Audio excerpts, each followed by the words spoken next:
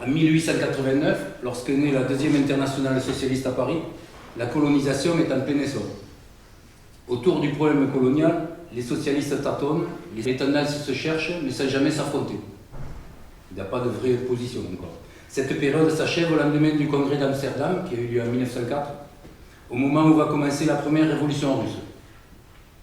Au congrès de Stuttgart, 1907, la question coloniale passe au premier plan sous la pression d'événements très divers. Au plan idéologique, les analyses traditionnelles et nouvelles se heurtent, mais sans grandes conséquences pratiques.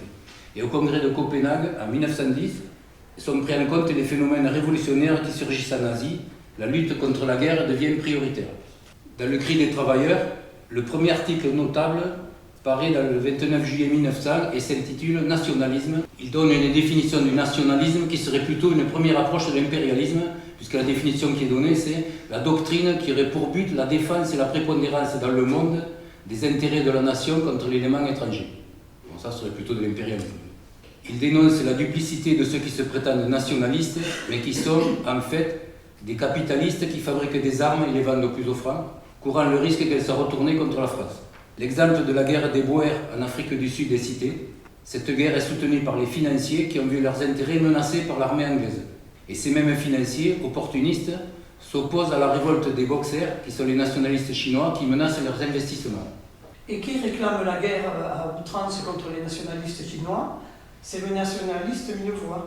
Par contre, c'est Marcel Tsenga, socialiste, qui proposa logiquement de laisser la Chine aux Chinois et les soldats français en France. Mais pourquoi cette nouvelle manière de voir à l'égard des Chinois?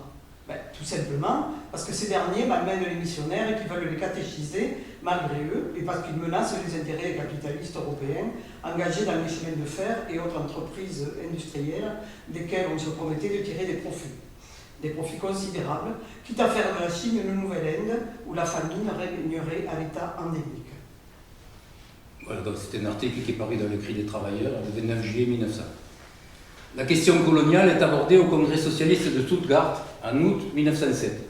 À ce congrès, la notion d'impérialisme apparaît pour la première fois, mais il est question de colonisation et pas de colonialisme. Donc pas d'une idéologie justifiant la colonisation. Le colonialisme, donc, c'est une idéologie qui justifie la colonisation. À propos de la guerre des Boers, nous trouvons une dénonciation non équivoque de la colonisation qui est qualifiée par un délégué anglais de barbarie organisée. Peut-il y avoir de la fraternité dans une république où le luxe inouï et les jouissances sans mesure de quelques-uns naissent du dénuement, de la faim et des souffrances de l'immense majorité des autres? Est-ce la fraternité que la République française va propager chez les Noirs d'Afrique et les jaunes d'Asie par les atrocités et les ignominies que l'on s'efforce en vain de cacher? En septembre 1907, le CRI, proposant un extrait du congrès de Stuttgart, relate une résolution sur le militarisme et les conflits internationaux et établit la liaison entre capitalisme, impérialisme et colonialisme. Dans le même numéro, un appel anticolonialiste, signé Pablo Iglesias, président du Conseil national du Parti ouvrier espagnol, aux travailleurs de France et d'Espagne, proteste contre l'intervention armée au Maroc. Nouvelle preuve de la prétendue mission civilisatrice que les États capitalistes se donnent à eux-mêmes, que la soi-disant pénétration pacifique par laquelle ils assurent devoir la réaliser ne sont que des prétextes à couvrir le désir de conquête et la soif de profit. Ce sont nos fils, nos frères, qu'on transforme là-bas en meurtriers lorsqu'on n'en fait pas des cadavres. Dans un tout autre registre, en octobre 1910, un article reproduit la lettre adressée par Cicéron, le sénateur de la Guadeloupe, au ministre des colonies. Il condamne les violences qui règnent toujours dans les plus anciennes colonies, comme la Guadeloupe. C'est un article du Cri des travailleurs. Élection Petit-Bourg, c'est un télégramme. Gendarmerie a tiré sa motive sur population désarmée. 7 morts, dizaines blessés. Cet abominable attentat a été conçu, prémédité par le gouverneur intérimaire de cette infortunée colonie. Contrairement à vos instructions, à celles du moins que vous avez fait connaître au Sénat en février, il est parvenu, par des manœuvres les moins avouables, à la dissolution du conseil municipal du Petit-Bourg. Ça, c'est un extrait du Cri des travailleurs. Et dans un article intitulé « La civilisation », il dénonce violemment les pratiques colonialistes par le journaliste socialiste Maurice Allard, député du Var, qui décrit précisément le mécanisme de la colonisation et cite entre autres l'exemple marocain. La France, l'Allemagne et l'Espagne s'observent à la façon de 3 Apaches qui pensent à dévaliser le même pente. En vertu des droits que nous tenons du voisinage et des prêts usuraires faits par nos banques, nous posons un premier pied au Maroc. Les Marocains font la grimace et se rebiffent. Alors nous bombardons et mitraillons ces rebelles. Nous brûlons leurs camps et leurs douars. Ceci fait, toujours en vertu du patriotisme le plus pur, nous leur imposons des contributions pour payer les dégâts que nous avons commis chez eux. Et ensuite, nous les regardons de l'œil suave et nous nous étonnons de voir qu'ils ne sont pas contents. Leur pays est ruiné. Leur gouvernement, moralement prisonnier de la France, n'a plus de sous. De lourds impôts les accablent. Il est naturel que le feu couvre sous la cendre et que des signes de colère se manifestent par-ci par-là. Et alors, c'est le grand coup. Nous mobilisons 40 000 hommes pour rappeler ces rebelles à l'ordre, les chants d'un soldat. En réalité, cet envoi de troupes est une provocation nouvelle. Provocation hypocrite et basse qui, si elle suscite, comme on l'espère, une nouvelle explosion de colère légitime chez les Marocains, permettra aux requins coloniaux d'atteindre le but si longtemps poursuivi. Et ceci montre comment un peuple qui se dit et se croit civilisé peut, sous l'action des dirigeants dominés par les puissances financières, se ravaler au niveau des Apaches qui, sous l'œil sanglant et le couteau au poing, préparent et amènent l'occasion qui leur livrera le pante dont ils convoitent la bourse. Une pante étant une personne facile à duper, à tromper, c'est de l'argotique. Enfin, dans un autre article remarquable intitulé Nofast, Marcel Semba décrit les sévices imposés par les colons aux indigènes en Indochine. De manière prémonitoire, il prévoit la fin de l'aventure. Le adjudant bidon éprouvait du goût pour une fillette anamite que sa maîtresse indigène venait de prendre à son service. La petite bonne avait 13 ans. L'adjudant la violente, la blesse, la maîtresse se charge d'étouffer les cris, puis comme elle continuait de gémir, il la soufflette, menace de l'assommer, lui jette 2 piastres pour la faire taire. La fillette a été séquestrée pendant 48 heures après l'attentat. Dès qu'elle parvient à s'échapper, elle s'enfuit chez sa mère. Le médecin constate dans son rapport médico-légal qu'elle est dans un état alarmant. L'adjudant Bedon et sa maîtresse sont acquittés. Maintenant, multiplié par 1000, l'avocat général vous y invite. Voyez toute l'étendue de l'Indochine soumise à ce régime affreux. Ajoutez-y les extorsions d'argent, les outrages et les humiliations infligées à la pauvre des habitants, et dites comment cela finira. Cela finira par la révolte et le soulèvement de l'Indochine. En ce qui concerne l'histoire locale, un article de Jean Roche, député de la Seine, décrit la situation exécrable de la Guinée en proie aux spéculateurs, soumise au pillage. Les mésaventures du lieutenant-gouverneur, l'albigeois Frézoul, sont rapportées. Il essaye d'établir un minimum d'administration et de contrôle, de supprimer l'esclavage, il prône l'ouverture d'écoles et d'hôpitaux. La riposte du parti colonial, ici appelé syndicat colonial, ne tarde pas. Frézoul est rappelé en métropole sous des prétextes futiles. En 1904 est arrivé à Conakry un gouverneur dont je n'ai aucune espèce de scrupule à citer le nom. C'est M. Frézoul. Au point de vue du commerce, savez-vous quels étaient les règlements? C'est inimaginable. Un Français, entendez-vous bien, un Français n'avait pas le droit d'ouvrir un établissement de commerce, un comptoir, sans l'autorisation du gouverneur, en dehors des centres où il y avait déjà des commerçants. De telle sorte que le monopole du commerce appartenait presque complètement à une haute et puissante compagnie que je n'ai pas besoin de nommer. Le premier des actes de M. Frézoul a consisté à rendre aux Français la liberté commerciale, à supprimer le décret de 1897 qui leur défendait d'ouvrir un établissement sous peine de fermeture immédiate, manu militari. M. Frézoul a ensuite appris que depuis 5 ans, les 3000 captifs d'Ibrahima Foukoumba étaient restés en esclavage, esclaves de la France elle-même. Il a connu les abus des villages de liberté. Il a libéré ses esclaves et supprimé ses abus. Il a pris des arrêtés pour mettre fin à cette honteuse exploitation des captifs. Il a trouvé un budget de l'instruction publique qui ne dépassait pas 83 000 francs. Il l'a porté immédiatement la première année à 144 000 francs. La seconde année à 186 000 francs. Il a ouvert des écoles professionnelles. Il a pris des arrêtés pour protéger les indigènes que des malandrins spoliaient honteusement. Il a envoyé, pour faire disparaître cette plaie honteuse de l'esclavage, des circulaires que j'ai là, et qui respire un souffle de générosité et de noblesse qui lui fait le plus grand honneur. Il a aussi cherché à réprimer les abus. On a cherché, on a fini par trouver à sa charge quoi? Une faute de procédure, que vous avez appelée faute lourde, et qui a servi de motif à la décision par laquelle vous l'avez mis à la disposition du ministre. Donc c'était le cri des travailleurs du 24 novembre 1957. Nous avons également relevé, à travers plusieurs articles, la polémique qui s'est élevée de 1909 à 1914 à propos de l'exploitation des mines de fer de Louanza en Algérie. La concurrence fait rage pour obtenir la concession de la ligne de chemin de fer de Bonn à Louanza, qui permettra d'amener le minerai à la mer et décupler la valeur de la mine. Mais cet épisode met surtout en valeur l'internationalisme des gens d'affaires. Le scandale de Louenta, à 200 km de Bonn, l'Algérie recèle les minements de fer de Louenta. En 1903, une société financière franco-hollandaise fut formée pour les exploiter. Puis intervient une autre association comprenant Schneider du Creusot, Krug des Seines en Allemagne, Gaspin et compagnie en Angleterre, Camel et compagnie en Angleterre, Conseil et compagnie en Angleterre et Coquerie de Belgique. Reste à faire adopter la ligne de chemin de fer de Louanza qui décuplera la valeur de la mine, où l'on voit les deux plus grands fabricants de canons pour la France et l'Allemagne s'unir afin de trouver à bon compte le fer nécessaire à la confection de leur artillerie. La protestation des socialistes ne porte pas tant sur l'exploitation de la mine au détriment de l'Algérie que sur le cadeau aux capitalistes que constitue le régime des concessions et qui prive la France de richesses considérées légitimes. Et en définitive, au début de 1914, Jaurès se déclare pour une nationalisation partielle de Louanza qui préserve les droits de la France. Ainsi, si la colonisation est fermement condamnée au nom des grands principes, notamment dans les congrès internationaux, cette condamnation se limite ensuite plutôt à la dénonciation des excès et des pillages dans les colonies françaises. Cet aspect est clairement mis en évidence dans l'étude de la question marocaine, grand sujet de préoccupation de Jean Jaurès, qui critique la diplomatie française et l'action de l'armée coloniale. À la fin du XIXe siècle et au début du XXe, le Maroc est un des très rares pays africains qui n'a pas été colonisé.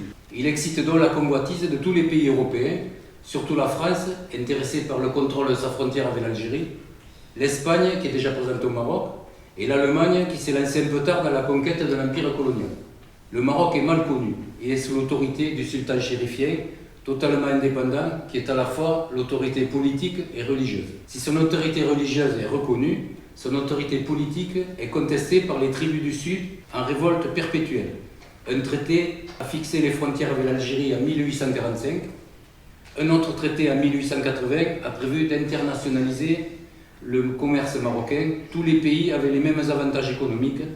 La perspective évolue à partir de 1898, quand la France entreprend la conquête du Sahara pour unir l'Algérie aux colonies d'Afrique noire. Par divers traités, la France se fait reconnaître la souveraineté sur l'oasis du Touat, alors qu'elle avait été primitivement attribuée au Maroc. Elle s'assure ainsi la mainmise sur les douanes et la police dans les régions aux confins algéro-marocains. L'IOT est nommé pacificateur du Sud-Oranais.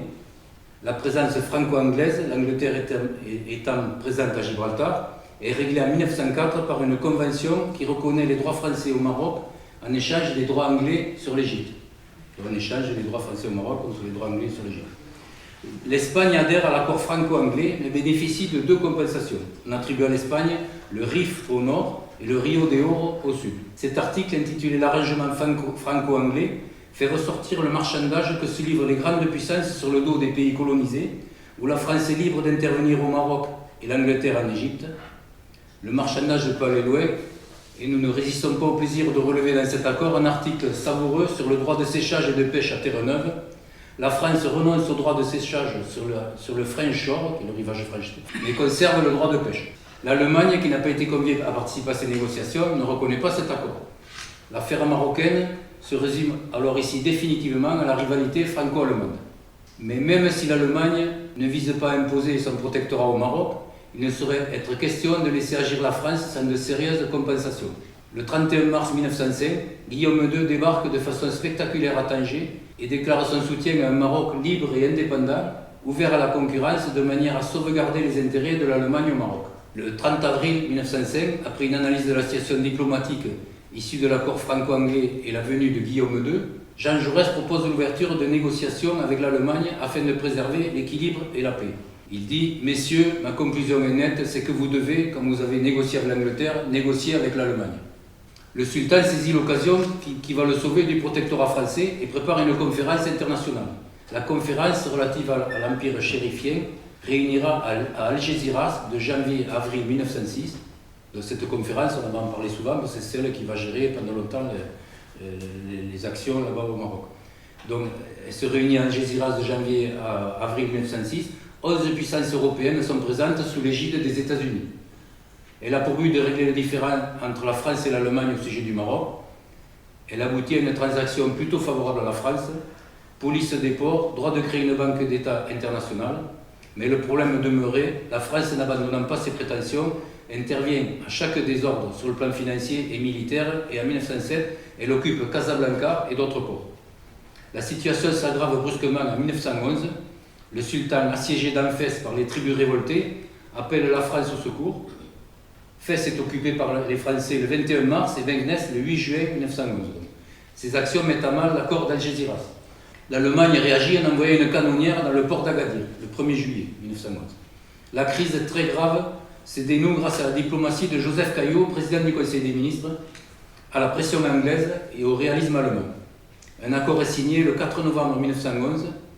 L'Allemagne acceptait le protectorat français sur le Maroc et recevait en compensation des territoires français au Congo et au Cameroun. Le traité établissant le protectorat français fut signé le 31 mars 1912 avec le sultan Moulay Hafid. Maintenant, on va voir les idéaux et conceptions de Jean Jaurès après la question marocaine. Le phénomène de la colonisation connaissait son ultime développement avec la mainmise sur le Maroc à l'époque de l'apparition du Cri des travailleurs, entre 1898 et 1914. Il est intéressant donc d'examiner les analyses développées au sujet de cet événement dans ce journal militant grandement inspiré par Jean Jaurès.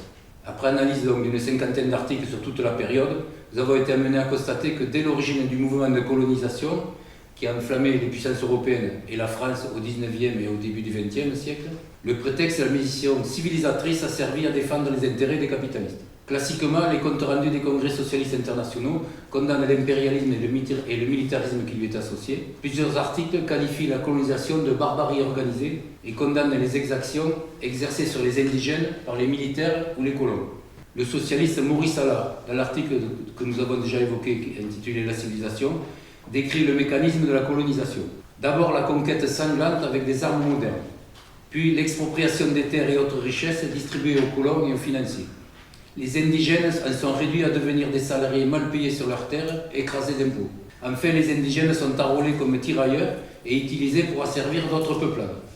Marcel Semba, dans l'article déjà cité No Fast, en 1912, se basant sur des exactions incroyables subies par les populations de l'Indochine, exprime une pensée prémonitoire dont nous avons déjà parlé. Cela finira par la révolte et le soulèvement de l'Indochine. Que feriez-vous à leur place? Beaucoup d'articles dénoncent les excès, mais pas le principe de la colonisation. Même si partout les mêmes causes produisent les mêmes effets, notamment la violence consubstantielle à la colonisation. La position de Jaurès, telle qu'elle ressort de différents discours à la Chambre, de conférences, de campagnes électorales, d'articles, bute sur cette contradiction. Dans son discours à la Chambre sur la question marocaine, il s'élève contre une intervention militaire, mais défend la mission civilisatrice de la France. Lors d'un discours prononcé au Grand Orient, il rejette la tentation d'une intervention militaire au Maroc et prône une pénétration pacifique, au long cours, sur un demi-siècle, qui garantirait les intérêts réciproques du Maroc et de la France en Algérie. Pour lui, la tenue de la conférence d'Algésiras est le seul moyen de sauvegarder la paix. Il faut que la conférence réussisse puisqu'elle a été convoquée. Nous ne voulons pas recommencer perpétuellement cette épreuve. Nous ne voulons pas la périodicité de cette crise. C'est assez, vraiment, pour que cette misérable question du Maroc, le monde entier soit en haleine. C'est assez, vraiment, qu'un grondement de guerre enveloppe sans cesse tout notre horizon. C'est assez qu'il n'y ait plus ni sécurité pour le travail, ni horizon ouvert pour la large espérance de justice sociale et d'humaine fraternité. Puisque l'incident a été créé, qu'on le règle. Puisqu'il y a là-bas des diplomates réunis, qu'ils fassent de la diplomatie utile et efficace. Sa position ne varie pas. Il faut sauvegarder la paix au moyen de conférences internationales. Au sujet du Maroc, il défendra souvent la conférence d'Algésiras, donc de 1906, on a dit, et fera de nombreuses interventions sur l'utilité de la paix. Dans un discours au Salon des familles, il critique encore une fois la politique aventureuse de la France, qui, en soutenant le sultan Abdelaziz, qui est détesté, a réuni contre nous les Marocains rassemblés autour du prétendant Moulay Hafid. Il déclare que nous nous retrouvons dans une impasse et rappelle la nécessité de respecter l'accord d'Algésiras. Il prône une autre politique au Maroc en s'appuyant sur des arguments financiers. Au Maroc, on aurait pu y pénétrer lentement, sans frais excessifs, sans effusion de sang. Si on avait développé les écoles, les voies ferrées, 1/10 des dépenses que nous y consacrons aurait suffi. Mais les coloniaux étaient pressés, et alors il fallait aller vite. Mais on s'aperçoit maintenant ce que ça coûte. 230 millions tous les ans. Après le marchandage entre la France et l'Allemagne, octroi de territoires français au Congo et au Cameroun à l'Allemagne contre main libre au Maroc, il lance un dernier appel pour le retour et le respect de l'acte d'Algésiras. Avoir dépensé l'or et le sang de la France au Congo et céder tout cela pour acheter le droit de nous enfoncer plus avant dans les difficultés marocaines, c'est une de ces opérations qui n'ont rien de reluisant. Si nos coloniaux et nos gouvernants étaient restés sur le terrain solide de l'acte d'Algésiras, toutes ces prétentions et revendications allemandes, quelle qu'en soit d'ailleurs l'étendue, seraient impossibles. Lors d'une intervention à la Chambre, il déclare être convaincu que la France a au Maroc des intérêts de premier ordre et que ces intérêts même créent pour la France une sorte de droit de prolongation de son action économique et morale en dehors de toute violence militaire. Mais il faut donner à la population des garanties de sécurité, de bien-être, des moyens de développement infiniment supérieurs à ceux du régime marocain. Au contraire, si vous donnez, et vous le pouvez par des actes, vous le pouvez par des faits, si vous donnez à toutes ces tribus, à toute cette population musulmane de la région marocaine, l'impression que vous pouvez servir ses intérêts et que vous le voulez, et que vous n'êtes pas, que vous ne serez pas une nation exploiteuse, mais au contraire une nation qui apporte des garanties, alors vous verrez la France devenir peu à peu le centre moral de ces tribus politiquement disséminées. Et en ce sens, votre politique de pénétration pacifique au Maroc a un prolongement naturel dans votre politique musulmane en Algérie. Plus la politique arabe que vous ferez en Algérie sera généreuse et sage, plus elle ira au cœur des indigènes. Et plus, par une naturelle communication, l'influence de la France sur les musulmans du Maroc se propagera. Cette acceptation de la colonisation par Jaurès, à condition qu'elle soit pacifique, va de pair avec sa grande préoccupation de préserver la paix entre les puissances européennes intéressées au dépeçage du Maroc, en premier lieu, nous l'avons vu, la France, l'Espagne et l'Allemagne. Il appuiera les négociations et la conclusion de l'acte d'Algésiras qui fixe les règles du jeu des puissances européennes au Maroc. Et jusqu'au bout, il privilégiera le respect de cet accord qui sauvegarde la paix.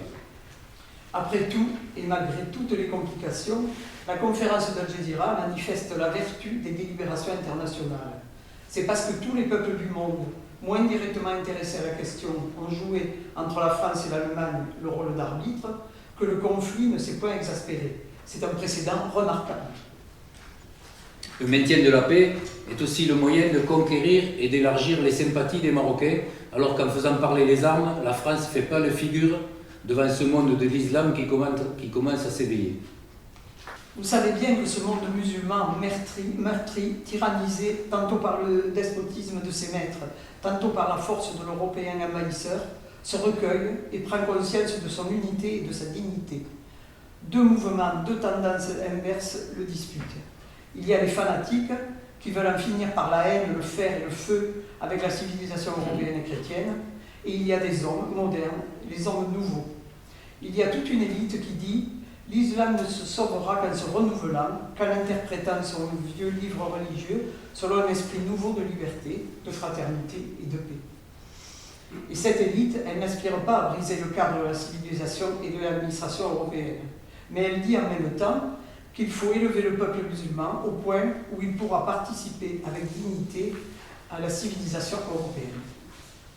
Jean Jaurès explique pourquoi le pays doit rester en paix dans son discours Grand Orient. Il développe longuement l'aspiration des peuples européens vers plus de démocratie, le modèle restant à ses yeux la République française.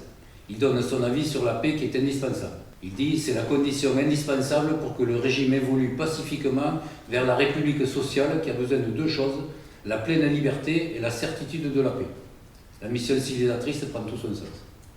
Nous avons vu que dans son discours au Salon des familles, il dénonce une occasion perdue et défend encore sa conception d'une pénétration pacifique. Il reprend mot à mot ce propos lors d'une allocution au Congrès fédéral socialiste de Carmaux, ce qui démontre la constance de ses idées sur la colonisation. En définitive, pour Jaurès, la priorité absolue est le respect du droit international, seul moyen de préserver la paix. Les conférences internationales permettant de révéler les antagonismes directs. En revanche, les interventions militaires, au vu des expériences sanglantes en Afrique et en Algérie, sont à proscrire car elles se traduisent par trop d'atrocités et de pertes humaines et font toujours planer le danger d'extension du conflit vers une guerre générale. Mais maintenant encore, quand on aura vu le péril et la bassesse de tous ces marchandages, il n'y aura qu'une solution, le retour au droit, le retour loyal à la vérité de l'acte d'Algésiras. l'évacuation complète du Maroc, la reconstitution du pouvoir autonome du sultan, qui fut si insidieusement dépouillé et qui n'est plus qu'une marionnette sans habit que fait parler le guignol de la conquête. Si sa position n'est pas fermée, il est conscient de la nécessité d'une évolution, d'une ouverture, ce qu'il exprime à propos des droits des hommes dans les colonies et des femmes en France. Il faudra ensuite étendre le droit politique à tous les êtres humains qui en sont privés par l'étroite législation actuelle. Il faudra reconnaître le droit des hommes que dans les colonies nous traitons comme des sujets, comme des vaincus. Il faudra en France même reconnaître le droit des femmes. Ce sont de hautes et graves questions. L'opinion de Jaurès sur la colonisation peut nous paraître étonnante aujourd'hui, mais en réalité elle est très semblable à celle de la plupart de ses contemporains, convaincus de la supériorité de la civilisation européenne. Outre la supériorité technique, la France met en avant la supériorité des idées issues de la Révolution et des luttes pour l'établissement et la consolidation de la République vers 1870. Cette fierté conduit à la conviction que notre pays a une vocation universaliste et qu'il doit assurer une mission civilisatrice auprès du reste du monde.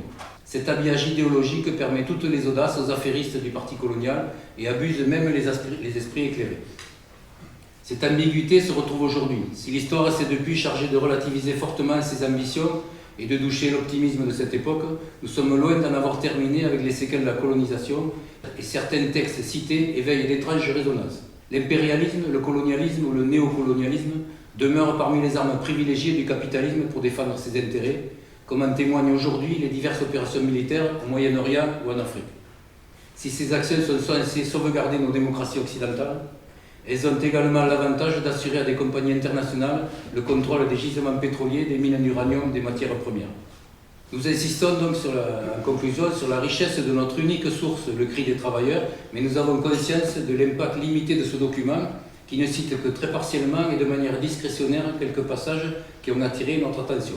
Donc nous n'avons aucune prétention par rapport aux ouvrages qui traitent du même sujet en s'appuyant sur l'ensemble des sources disponibles.